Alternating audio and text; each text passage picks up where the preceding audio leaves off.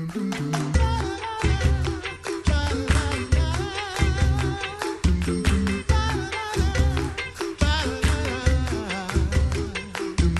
listening to the Coffee Hour. I'm Andy Bates. I'm Sarah Gulseth. It is Tuesday, April 23rd. It is Easter season, and it was just well, Easter is always a joyous time to proclaim He is risen. He is risen indeed. Hallelujah. And joining us in studio today, Chaplain Craig Muehler, Director of LCMS Ministry to the Armed Forces.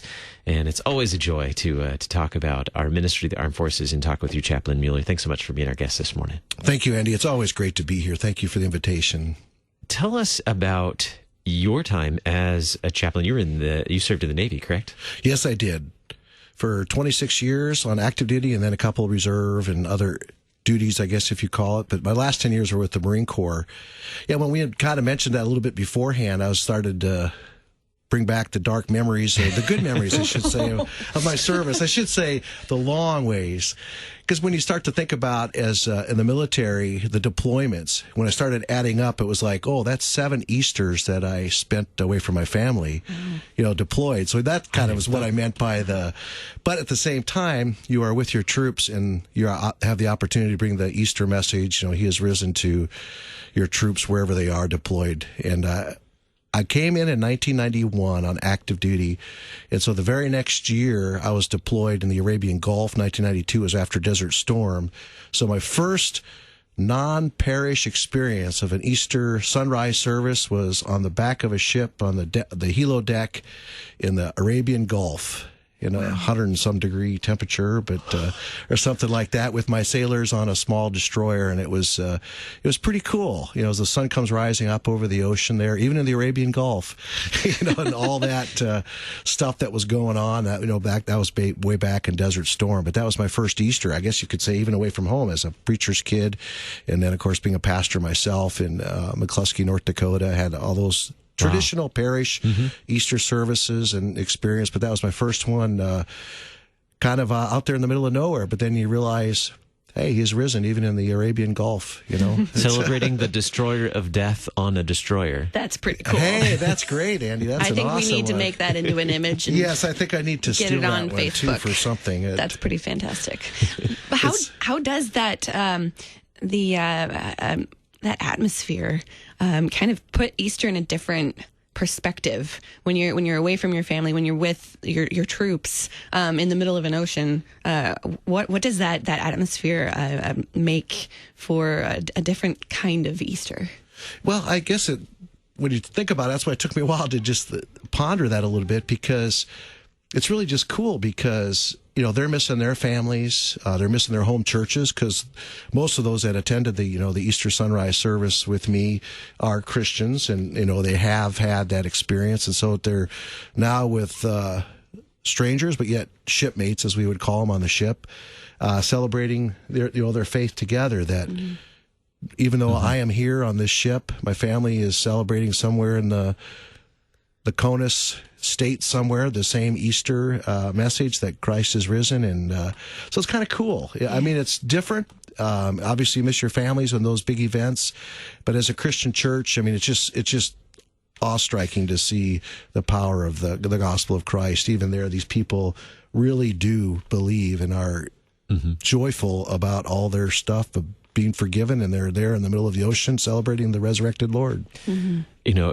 We often, when we picture Easter, or at least when I picture, I'm not going to speak for everyone, I should stop doing that. But when I picture Easter, especially sunrise service, the smell of the Easter lilies, which for some people that's creating allergy problems. But, that's a headache for me. Yes. But, I mean, that's, and you're walking in the sanctuary, it's still kind of dark and kind of quiet. The specific shadows that come through your favorite stained glass windows. Yeah. That's what I remember. A lot of those are memories and how, I'm sure how very different that must be, that really brings you back to what Easter is really about. All those things are peripheral, lilies and stained glass windows and all those things are really peripheral. As you were saying, the focus really is on that gospel proclamation. Absolutely. And that's what unites us on that resurrection day. So now that I mentioned smells, I have the smell of JP5, which is jet fuel. That's what you smell on the deck of a ship. So it's not, and then the hot, muggy Middle East there. It was just really. So yeah, that's a different kind of. But they did have the Easter breakfast at the Chow Hall. So the cooks, the mess hall cooks, did the best they could to make something special for everybody. But yeah, I was just thinking about that too. Then the other ones I even made some notes here. Then I did one on the Pacific Ocean the very next year on a deployment, and then. Great Lakes, Illinois. Now, that doesn't seem like a deployment, but that is the boot camp for the Navy sailors. Yeah. Great. So there's another great Easter experience for these young men and women, 18 years old, first time away from their whole family, in a stressful environment, obviously, and then they're coming together for Easter, even though they probably come mostly every Sunday anyway. But to have that Easter Sunday, of course, they can't have a lot of special privileges, so there's not an Easter sunrise, there's no special food. It's just regular. It's another day of training. But when they come to worship, and on Easter, you could just see a lot of tears in the congregation, as it does bring back, the memories of growing up in a congregation, and this special day for them.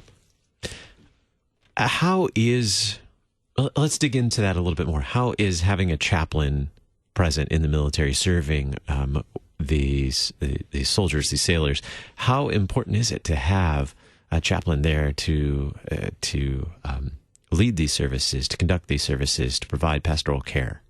It's just so valuable because, as we've talked about in other discussions, the government doesn't pick by faith group which chaplains serve. So when we have the opportunity to have faithful Lutheran Church, Missouri Synod pastors serving on active duty or reserve and get mobilized to bring this truth of the gospel on this special day, because there are, obviously, as we know, some faith groups who don't even believe in Easter.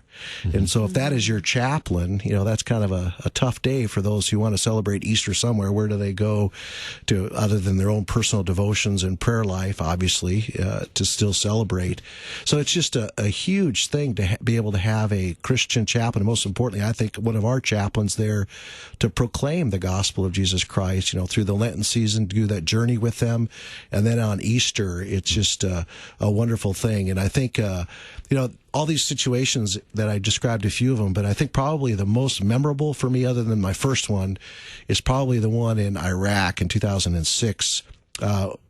Was there for a year, a 13-month deployment with my Marines, and there were a lot of casualties. When you said that before with the destroyer, so there's probably a meme that we could come up with that one too.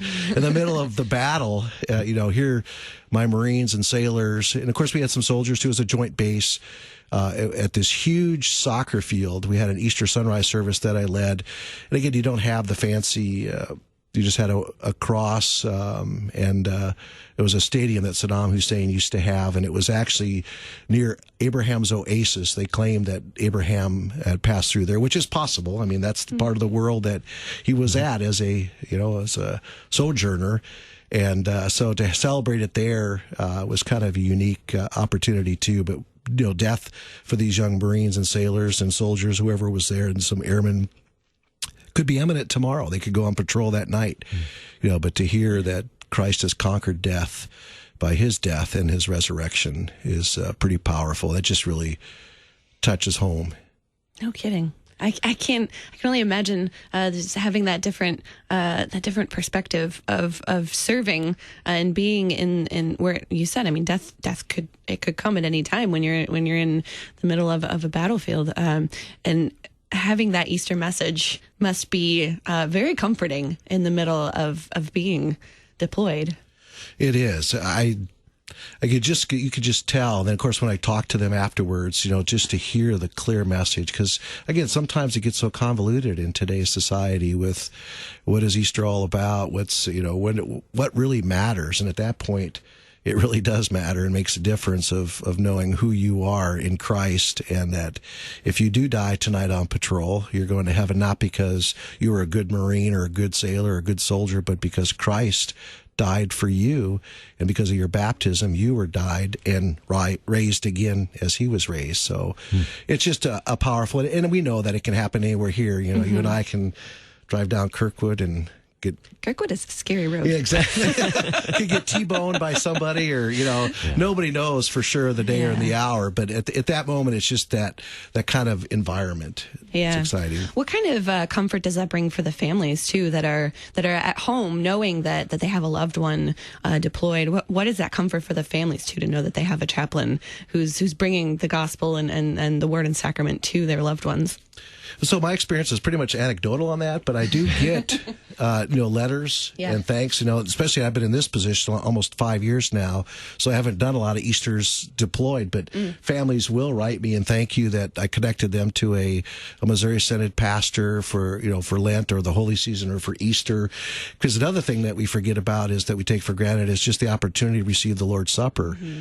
And so that's a special time that the military does do extra effort to get the chaplains out to the forward operating positions. Mm-hmm. We call it the Holy Helo or a Holy Convoy. Literally just the mission is to get the chaplain out there so that they can celebrate, exercise their free right to religion. And for, of course, our Missouri Synod folks, that would be to have a Missouri Synod chaplain out there to provide them Lord's Supper and on this glorious day. So it's mostly by family telling me that they're just grateful, and then saddened sometimes because they say, my son is stationed here. Is there any Missouri Synod chaplain? I look at my list and I go, there's nobody there. Breaks my heart. So I said, try to find if there's no missionary, or try to work with Office of International Mission to find somebody that can get to them if we can.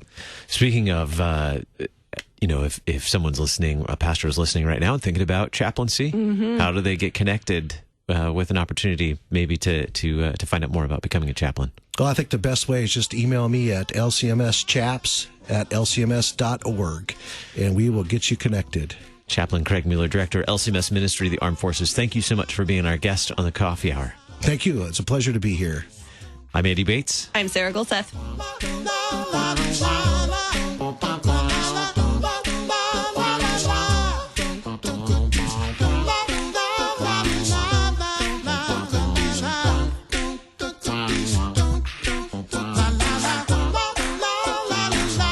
The Coffee Hour with Andy and Sarah is a production of KFUO. To support the Coffee Hour and KFUO Radio, visit KFUO.org. You can also text KFUO to 41444 or send an email to gifts@KFUO.org. And you can call us at 800-844-0524. KFUO. Christ for you, anytime, anywhere.